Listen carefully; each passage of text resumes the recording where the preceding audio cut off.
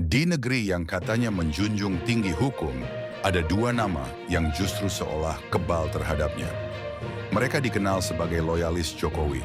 Kasusnya sudah lama mencuat, tapi eksekusi hukumnya seakan hilang di telan bumi. Pertanyaannya, siapa yang melindungi mereka?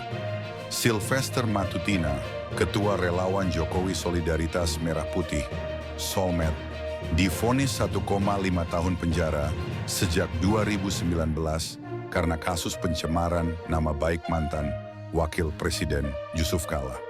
Namun hingga kini eksekusinya tak kunjung dilakukan. Lalu ada Ade Armando, figur publik dan pendukung setia Jokowi yang terseret dalam kasus dugaan penistaan agama.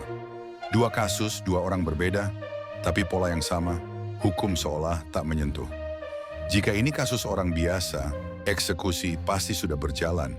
Tapi pada dua nama ini, ada pagar tak terlihat yang seolah melindungi. Eksekusi yang lambat, kasus yang dihentikan, proses hukum yang mendadak mandek. Pertanyaannya, pagar ini dibangun oleh siapa?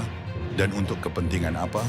Publik curiga ada tangan-tangan kuat yang tak ingin dua loyalis ini benar-benar jatuh. Pendukung Sylvester Matutina dan Ade Armando punya alasan sendiri. Mereka bilang kasus ini bermuatan politik, bahwa lawan-lawan mereka memanfaatkan isu hukum untuk menjatuhkan reputasi. Namun logika publik sederhana, kalau memang tak bersalah, buktikan di pengadilan. Jika sudah divonis, jalani hukuman.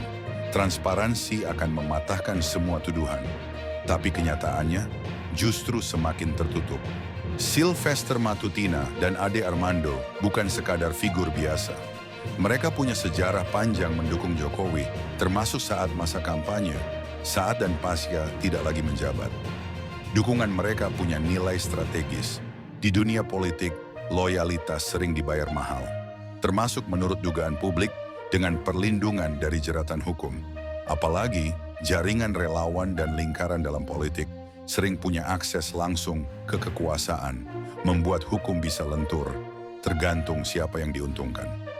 Kasus ini meninggalkan luka pada kepercayaan publik terhadap hukum di Indonesia. Rakyat jadi bertanya-tanya, apakah hukum hanya tajam ke bawah tapi tumpul ke atas? Apakah kedekatan dengan kekuasaan bisa membuat seseorang kebal hukum? Dan jika benar ada perlindungan politik, maka ini bukan sekadar masalah dua orang. Ini masalah integritas negara. Siapa yang melindungi dua loyalis Jokowi ini dari jeratan hukum? Pertanyaan itu akan terus bergema sampai hukum benar-benar ditegakkan tanpa pandang bulu. Karena tanpa keadilan, negara hanya jadi panggung sandiwara.